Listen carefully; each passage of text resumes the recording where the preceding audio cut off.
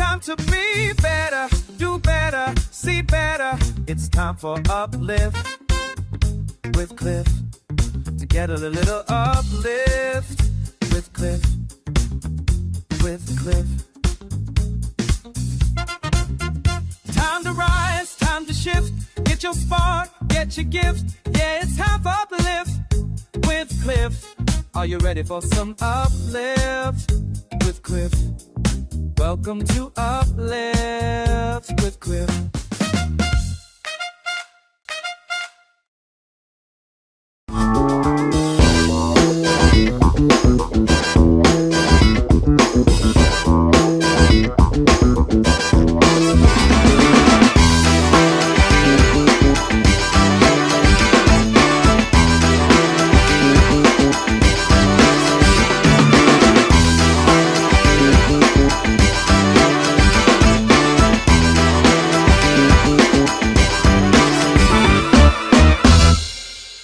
Welcome to the very first and new Uplift with Cliff. The year is 2025, and where has the time gone? When we first saw each other, we were back in the old building. We didn't have a set, and none of this existed. Yes, we were dominated by 1330 Lee Road, but today, here we are at 5421 Diplomat Circle at the new headquarters, the world headquarters, the Orlando headquarters of the Orlando Regional Realtor Association. And I am back here in front of you today live for the very first Uplift with Cliff. So much has happened since we last had a chance to hug. So much has happened since we last had a chance to embrace. So much has happened since we last had a chance to tell each other, I love you, to give affirmations and to tell each other how great you are. We've been through COVID. Oh my gosh, remember when everyone thought COVID was going to be the end of it all? It was just the beginning of it all, because right after COVID, we loved each other through the supply chain issues. I couldn't find sheetrock for the new building, but eventually we got the sheetrock. And once we made it through the supply chain and all the ships were supposedly docked off the coast of California, we had to go through hiring issues. What? Yes, because my employees apparently are the best employees in Central Florida, and everyone wanted to hire them. And so as we bid farewell to some of the best talent this association has ever seen, then we got hit with change orders in the new building. We had to slow down. We have faced trial after trial, struggle after struggle, just to get back to each other. And we're here today back with another edition of Uplift with Cliff. We survived permits. We survived storms. We survived everything just so that we could get back together, and I could tell you how wonderful you are. I want to thank you today for being a member of this organization, for being a supporter of this organization, for being a friend to this organization. Listen, as I said a second ago, it's been so long. It's been too long, but we're finally here in our new studio. I'm going to tell you a little bit about it later on today, but today, first, we've got to get back to the topic at hand. Now, Uplift with Cliff is not talking to people about leads, although I want you to prosper in that area. It's not talking to people about why your business is or is not working. It's about inspiring people, because everyone needs to be inspired. It's about telling people how great they are, because everyone deserves to be told how great they are. It's about telling our members, all 20,000, but everyone else that's listening in Guam and in Brazil and in Colombia and all over the world, it's about letting you know that no matter what you're going through on today, you can make it. So for today's Uplift, I want to talk about some people that have turned their setbacks into success. Yes, now listen. Everyone will go through setbacks in life. Sometimes those setbacks will come in so many different ways. Sometimes they might be a death in the family. Sometimes your setback might be the loss of a loved one. Sometimes it's a child moving out the home and you feel lonely. Sometimes your setbacks are financial. Listen, no matter what the setback is, it's not a roadblock, it's a detour. All too often, people quit at the first sign of adversity. All too often, people give up as soon as things get tough. All too often, people decide that this career is not for me, simply because you experienced a setback. Listen, I know that most of our members, all 20,000, will work for, on average, at least 2 to 3 brokers in the course of their career. I know that first one that you were hired with, you thought that he or she was going to be the one, but then something happened. And something happened within that structure where it didn't just pan out the way you needed it to be. Well, let me tell you, that's not a reason or an excuse for you to get out of real estate.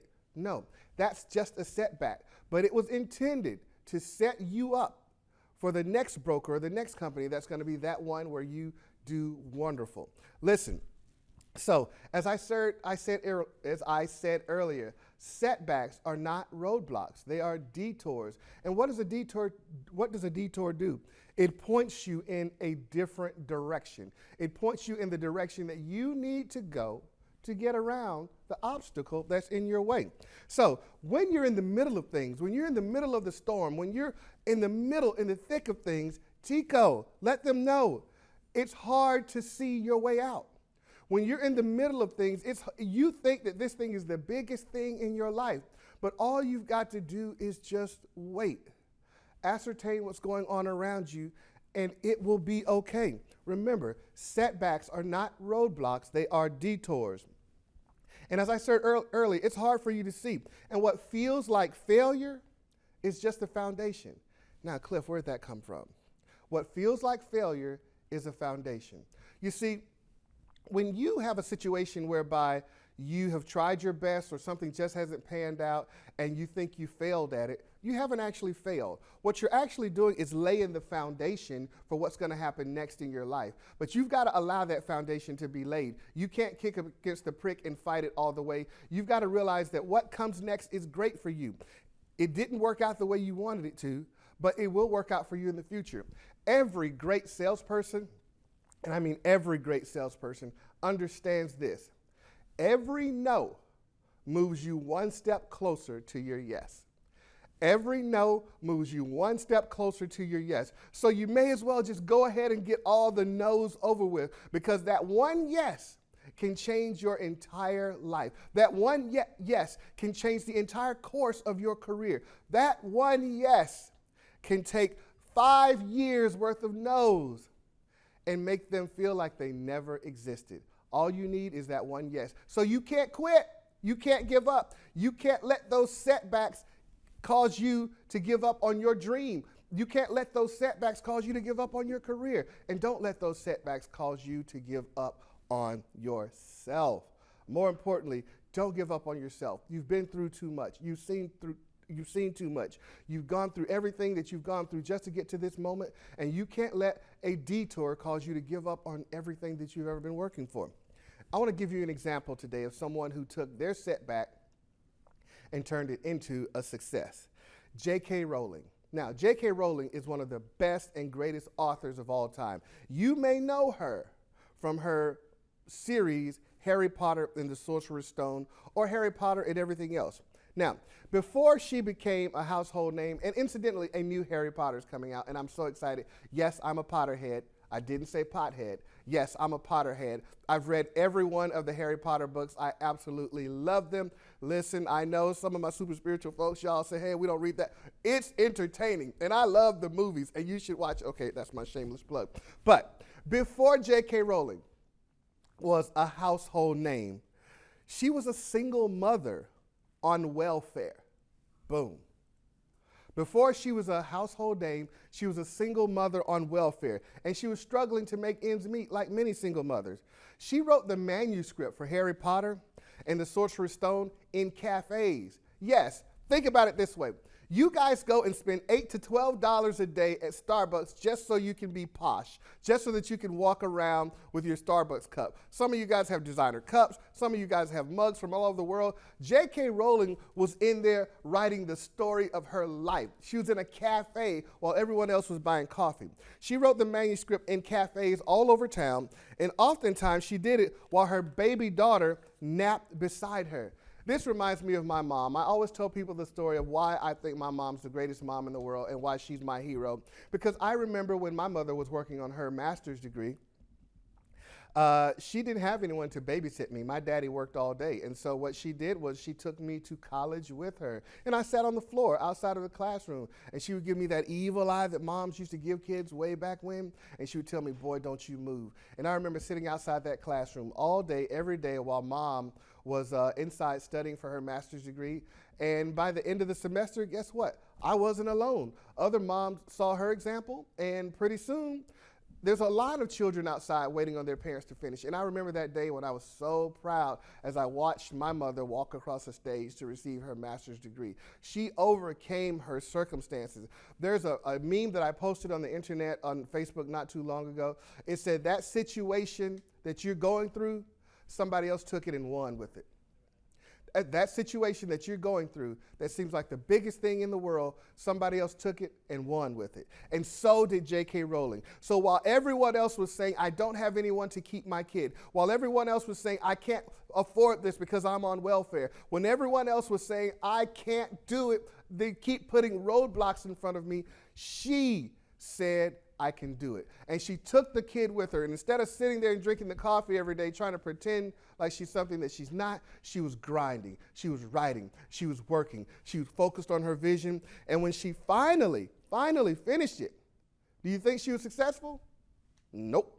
After all that hard work, she ended up being rejected. Publisher after publisher after publisher. She was rejected 12 times. Now, how many of you guys have the tenacity to be rejected twice? 3 times, 4 times, 5 times, 6 times, 7 times. How many of you guys believe on the 8th time, the 9th time, the 10th time? How many of you guys will submit it again on the 11th time and then the 12th time? How many of you guys will let 12 people tell you who you're not? How many times will you let 1, 2, 3, 4, 5 people leave something negative in the comments and then you quit? How many times will you let 6, 7, 8, 9, 10 people say he's not who he said he was? She's not who she says she is. How many times will you keep coming to the trough until you finally get what you deserve, until you're finally awarded for all the hard work? 12 times she was rejected. Some said the book was too long. Others said that kids wouldn't read a book about a boy wizard. They told her that kids would not read a book about a boy wizard. But she didn't give up because she knew what she was putting out. She knew who she was, and she knew that the story was going to be great. J.K. Rowling believed in the story even when nobody else did. Can you imagine that? Eventually, one small publishing house took a chance, and what followed next was a library full of books and an entire cultural phenomenon that spanned from HBO in England to America and all over the world. And today, she's one of the most successful authors in history. But it all started with a season of rejection. J.K. Rowling, you have my applause today for turning your setback into a success. I'm speaking today to some of you. Do you have what it takes to turn your setback into success? Will you keep on coming back to the wall, not 1 time, not 2 times, not 3, but 5, 6, 7, 8, 9, 10, 11, 12, and then on the 12th time after you're rejected, will you still keep coming? Do you have the tenacity to turn your setback into success? You see, it doesn't matter what people think. Doesn't matter what people say. Doesn't matter how other people feel. The only thing that matters is how you think and feel about yourself. She believed in the story when no one else did. Let me tell you something, uplifters. I believe in you, even if you don't believe in yourself. And I believe in you when no one else does. You have what it takes to be successful. This is going to be your best week ever, in your best month ever, in your best year ever. It doesn't matter that we're in July. It only takes one moment for you to turn it all around. It only takes one moment for you to go from zero to hero. It only takes one moment for you to go from popcorn shrimp to butterfly shrimp. It only takes one moment for you to turn it all around. Let me tell you about another success story that you probably did or did not know. Steve Jobs. Everyone knows Steve Jobs. Steve Jobs was a man who co-founded Apple. in his garage. Now, many of you have home businesses right now. Steve Jobs was just like you. In his garage, he launched Apple. Now, he helped launch the personal computing revolution. And then after pushing forward and pushing through with a computer revolution, the board of directors fired him. They canned him. Steve Jobs lost his job. And in a stunning twist, after having been fired, this was what happened. He decided that he was going to turn his setback into a setup. He was going to turn that setback into success. Steve Jobs did not let that stop him. And so what did he do? He poured his heart and his energy not at getting back at Apple, not at trying to prove Apple wrong. He found another project and he put his heart and soul into it. And so here's what he did. It was the beginning of something new. I'm looking at my notes. He founded what we now know today as Pixar. Yes, the animation motion picture company, Pixar, the one with the little dancing lamp that goes around that all your kids like. Yes, Steve Jobs founded Pixar. And then after that, under his leadership, he came back to Apple. But guess what? After he came back to Apple, he didn't come back with a grudge. He didn't come back blaming people. He didn't come back trying to fire people. He came back to get to work. And so what came next for Steve Jobs was the iPod. Oh my gosh, you guys remember the iPod?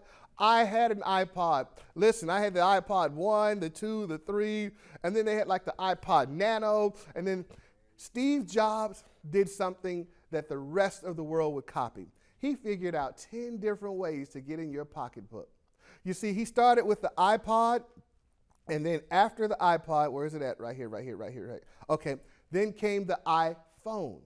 And then after the iPhone came the iPad. And then after the iPad came the iWatch. Now, I've got an iPhone right here. I've got an iWatch right here. And upstairs in my office, I have my iPad. And I also have the iPen. And I got the Apple Mac Mini. And I got the MacBook Pro 1. I got 2 MacBook. Steve Jobs has me paying him so many different ways. It's absolutely ridiculous. What he did was he revolutionized computing and found so many different ways to simplify life. But he also created connectivity through it all. But guess what? He did all of that after having been terminated by the board of directors that he helped co-create. Do you have what it takes? Do you have any bounce back in you? Do you have any dog in you? You see, I'm talking about the fight. It's not the size of the dog in the fight. It's the size of the fight in the dog. Will you lay down and roll over because a couple of people say they don't like you? Or are you going to get up and believe in the product that you're putting out? You are the best realtor. You are the best elected official. You are the best staff person. You are the best marketer. It doesn't matter what other people say about you. It matters what you believe about you. And if you believe that you are somebody, and if you believe in who you are, and if you believe that all the nights of studying and all the nights of cramming, and if you believe that in all the nights that you stayed up taking care of your child while needing to be at work in the morning, if you believe that all the times that you had to borrow gas to put in the car just so that you could get somewhere, do you believe in yourself? Because all those things will pay off if you just don't quit. If you just don't quit, everything pays off to the end. And Steve Jobs did not quit. He absolutely hung over to the very end. And Apple today is the company that it is.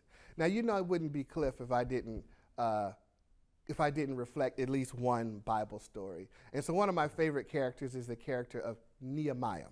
Now, Nehemiah wasn't a prophet. He wasn't a warrior. He was a cupbearer. Now, this is the job that a lot of people didn't want. Now, the cupbearer, the armor bearer was the person that carried the king's armor before they went to war. But the cupbearer, this poor soul was the one that had to taste the king's food to make sure that it wasn't poisoned. So this person woke up every morning after the king or the queen's food was cooked, and they ate a little bit of it. And then at lunch, they ate a little bit of it. Man, the cupbearers were falling by the dozens because everybody, if they couldn't kill you with the sword, they'd kill you with the poison. And Nehemiah was a cupbearer, but he was selected for leadership, just like some of you. You have been selected for leadership. Just by being a realtor, you are helping people to achieve the American dream. By being who you are and what you do for a living, you're absolutely changing people's lives. You have been chosen to help people in the greatest purchase that they will ever make in their life. You are the leader. And Nehemiah was chosen to rebuild a broken city. He faced threats. He faced sabotage. We're talking about setbacks today, people. Setbacks in your life. He was threatened. He was sabotaged. But, through prayer, purpose, and persistence, he rebuilt the wall. There's one part of Nehemiah's story that I love the most and that I always quote to my staff when things get rough. I think it's Nehemiah 4th chapter 17th verse, where he specifically, it's mentioned that every man, as they were working on the wall, they had their tool in one hand, whether it was their hammer or their trowel or whatever they had a tool in one hand and they had a sword in the other, a weapon of war. This is particularly relevant because sometimes when you're working hard to accomplish something in life, it seems like other people are working against you. Sometimes when you're just trying to be mom in the house, you're trying to provide a roof over the kids' heads, and you're looking around and the house is absolutely nasty. They won't clean up. You'll cook, but then you got to go wash the dishes too. You wash the clothes, but then they lay the clothes all over the floor. Sometimes it seems like when you're trying to help people the most, when everybody should be rowing in the same direction, the people who are supposed to be rowing with you are rowing against you.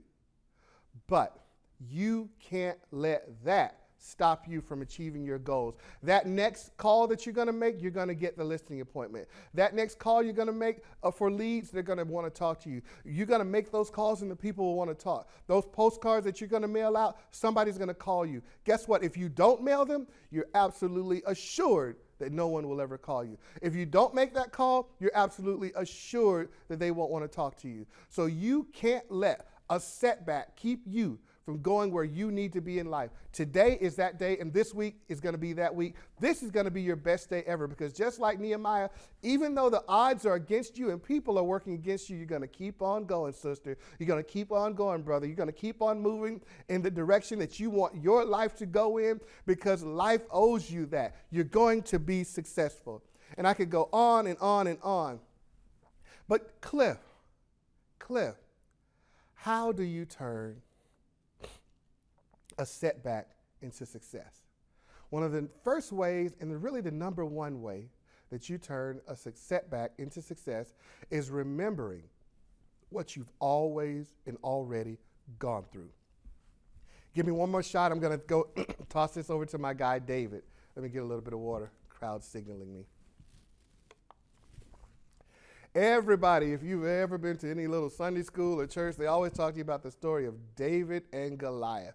How David slew Goliath, and Goliath was a giant, and this and that and chicken fat. Let me tell you about how David really slew Goliath. Yes, he did it with the smooth stone, and he did it with the sling, but the defeat of the giant in his life didn't start with the sling, and it didn't start with the stone. It started back when David was minding his own business, tending to the flocks, and he says that a lion and a bear came up, and he slew the lion and the bear. So when he was speaking to King Saul, he said, "And this uncircumcised Philistine that you see today, you shall see no more." David recalled the things that he has already gone through in life, so that when it came time to face the giant meant nothing to him. If you're listening today and in the sound of my voice and you're an uplifter out there, I'm telling you, you have already gone through enough in life to overcome whatever is facing you this week. You've already gone through enough obstacles in life to make mincemeat of that big thing that is so big in your eyes right now. The worst that can happen, you've already gone through that. No one can threaten you when you've been through tough times. No one can threaten you when you didn't know where your next meal was going to come from. No one can threaten you when you didn't know where your water and your power was going to come from. No one can threaten you when you didn't see your kids and your kids didn't come home for 2 or 3 days and you didn't know where they were. If you've been through that and situations like that in life, there's nothing that anyone can put in front of you that will shake you. I'm here today to tell you, if you're an uplifter and you're in the sound of my voice, remember what you've already gone through and then apply that. You guys, this is going to be a great week for you because you're not going to give up. You're not going to quit. You're going to look at your problems. You're going to deal with your problems. Did you know this? That sometimes your greatest problem is not the problem itself, but it's the fact that you won't deal with the problem. Now, that was some good advice. I normally can sell that for $49.99 in a 5 CD set on TV, but I just gave you that for free. Listen, sometimes your biggest problem is not the problem itself. It's the fact that you won't deal with your problem. It's not the man. It's not the woman. It's the fact that you won't deal with that woman. It's not the relationship. It's the fact that you keep on running and won't deal with the issues of the relationship. It's not the bills. It's the fact that you won't deal with your spending. Sometimes your biggest problem is not the problem itself. It's the fact that you won't deal with your problems. And today, we're going to face our problems. Today, we're going to face our setbacks. Today is going to be the beginning of the best day ever, and the best week ever, and the best month ever, and the best year ever in your life. Now, listen, I've been through a couple of setbacks in my life. I tell people all the time, this CEO title, I didn't come by it because I schmoozed. I didn't come by it. I know exactly how I got here. I can track it all the way back to the moment I moved to Florida the first time, almost 20 years ago. I've been through struggles. I've been through situations. But guess what? I went through it, and you will too. And guess what? I'm going to go through some more situations. I'm going to have some more issues come up. There will be other things, other challenges, new giants. But I remember the giants I've already faced, so when the new giants come, they don't matter as much. Guys, setbacks to setups. This is going to be your best week ever. You got to remember what you've already gone through. You got to remember people who have already gone through what you're going through, and you got to know that if I can do it, so can you. Listen, there's been many times when I've faced closed doors, but I kept on knocking. There's been many times when people have told me that not today, not now, this isn't your time, and I kept on pushing. I'm telling you today, get up one more time. Just like J.K. Rowling, submit your manuscript to life one more time. Submit your manuscript to life another time. Submit your manuscript in life a third time, and a fourth time, and a fifth time. Keep on submitting that manuscript because people don't answer doors that haven't been knocked on, and closed mouths don't get fed. If you want to achieve what you want to achieve in life, you're going to have to keep on coming, and you will know exactly how you got there. This is the day that you turn it all around. This is the day that it all turns around for you. Oh man, that's deep. I could sell that for $29.99 on Time Life today. Listen to what I said. This is the day that you turn it around, and this is the day that it all turns around for you. I'm getting ready to come to a close here in a minute, but listen, I need you guys to understand something. Change doesn't happen to the unprepared. Change doesn't happen to the unprepared. If you get ready and you get yourself together and you determine that you're going to be successful, you will be successful. I need you to stay grounded. I wrote some notes in here. Listen, so what do we do when life gets hard? You get harder. What do you do when life becomes difficult? You deal with the difficult. What do you do when people are uncooperative? You go ahead and do what you need to do anyway. You have to stay grounded. You have to surround yourself with people who are positive. You know about Uplift. We're going to talk later on about making sure that your circle is filled with positive people. And I need you to remember who you are and whose you are. Ooh. I need you to remember who you are and whose you are. Man, I could pass around an offering basket on that right now and take up $1,000 offering because that's deep and some of y'all didn't catch it. I need you to remember who you are and whose you are. You're going to be successful. This life that you're living, it's not set up for you to fail. It's set up for you to succeed. But success only comes to those who keep on coming and keep on knocking and keep on pursuing and keep on submitting. Those are going to be the people who are successful. So, just like we used to do, we're getting ready, before I transition, we're getting ready to do our affirmations. Now, listen, why do we do affirmations? Why do I tell you guys to do affirmations? Because sometimes some of you guys are in situations where the only positive thing in your life, the only positive things that are spoken to you are the things that you speak to yourself. So, I need you to look at the computer screen. Get ready to type in your notes and say and repeat after me. Today is going to be my best day ever. When you wake up in the morning, I need you to go in front of the mirror before you do anything else after you pray or after you meditate. I need you to look at yourself in the mirror, Tico. Look at yourself in the mirror, Latanya. Look at yourself in the mirror, Faith, and say, today is going to be my best day ever. And when you speak that over your day, you'll start to look for that to happen in your day. But if you wake up in the morning and your glass is half empty, you're going to have a half empty day. Think about that. If you wake up in the morning and your glass is half empty and you always roll over onto the other side of the bed, oh my gosh, can you do me a favor? Avoid me. Can you do me a favor? Avoid me. If you wake up in the morning and your glass is half empty and you're on the other side of the bed and oh my God, it's raining, do me a favor and avoid me. Because when I woke up this morning, I said, it's time for Uplift with Cliff. When I woke up this morning, my glass was half full because I put a full glass on the table next to the bed before I went to sleep. When I woke up this morning, I woke up on the right side of the bed because I made sure I got a nice, comfortable mattress. I love my life. I love my job. I love my family. And I wake up ready every day to take that day and tackle that day and turn my setbacks into setups. And I want you to do it too. So look in the mirror and say, today is going to be my best day ever. And then after you say that, I want you to say, today I will be successful. Say it with your chest. Today I will be successful. Look in that mirror. After you say, today is going to be my best day ever, you look in that mirror and you say, today I will be successful. And then you go out and look for success and expect success and have faith that success is coming. Cliff, how do you have faith?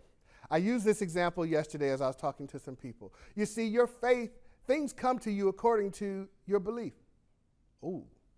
Oh, get the offering basket ready. Things come to you according to your belief. You see, if I told you and challenged you that today you could go out and you could find 25 cents, you could find a quarter on the ground, you would believe that.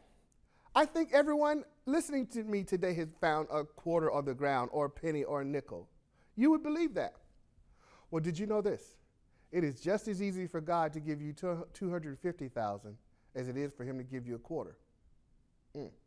But do you have belief for 250,000? Do you have faith that your life will allow you to make that in a lifetime? Do you have faith that you can get there with your salary? Do you have faith that you're even worth that? I believe.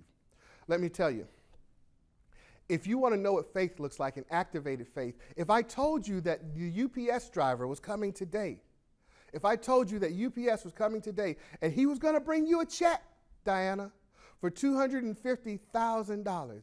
The first thing you do is tell me, boss, I got to go home. You say, boss, I got to go home right now. Somebody's sick, or look, I just got to go.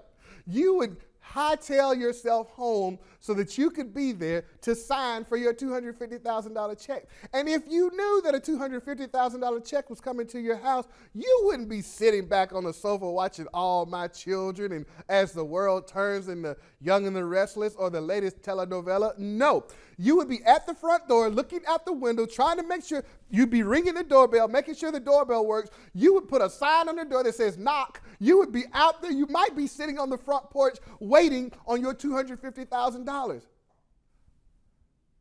That's what faith looks like. That's what faith looks like. That's what belief looks like. Belief is not saying, well, if it's the Lord's will. Belief is an action word. Faith is an action item. You activate it with your anticipation. You activate it with your knowledge that what good things are supposed to happen to you. You activate it by believing that things are going to go your way. And that's why you do the affirmations. You speak it into existence before it ever comes into existence. You stand in that mirror and you say, today is going to be my best day ever. And then after you get through saying, today is my best day, going to be the best day ever, you say, I'm going to be successful in business. And then you start looking for good business to happen. You start looking for things to happen for you. And then after that, you say, and people like me and want to do business with me.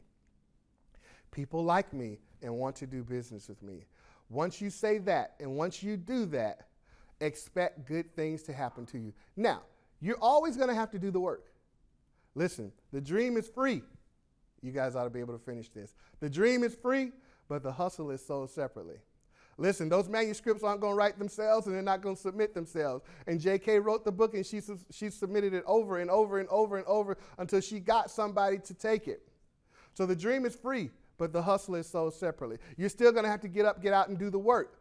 But that work, you're going to have to get up and do it. Now, ladies and gentlemen, as I come to my conclusion, I know right now I can't see your comments, and the next time around, I will be able to see those comments, and I'm going to be able to interact with you. But I've got a very special treat, because as you can see, right now we're in the new studios here at the 5421 Diplomat Building, the ORRA World Headquarters. But this set is not the only thing special about this building. I want you guys to hang on, and I'm going to tell you just a little bit about the next episode of Uplift with Cliff.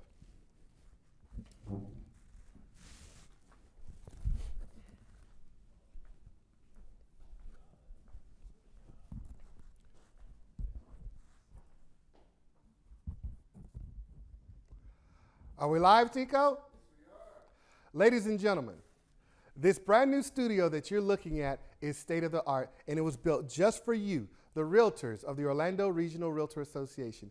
We're preparing right now here in this studio to be able to host you and to be able to host your shows. And on the very next Uplift with Cliff, we're going to have a very special guest that I can't share with you yet. I want you to get ready, because not only are we going to have special guests here in the studio, but we're going to have live studio audience as well. So you will have an opportunity to be a part of the next Uplift with Cliff. So if you're a broker, or if you're a realtor, or if you're a member, and you've had your dream of putting your show together, get ready, get ready, get ready, get ready, get ready, because our Vice President of Engagement, Latanya, has something for you. Get ready, get ready, get ready, get ready, get ready, because we have an entire TV studio that's being put together and set up right now for our members. Not everybody at once. We've got to build this out for you, but it's happening right now before your very eyes. We're getting ready to broadcast you, our members, and Uplift with Cliff all over the world. Stay tuned to the ORRA website for the time for the next Uplift with Cliff. Until then, God bless you. And I love you.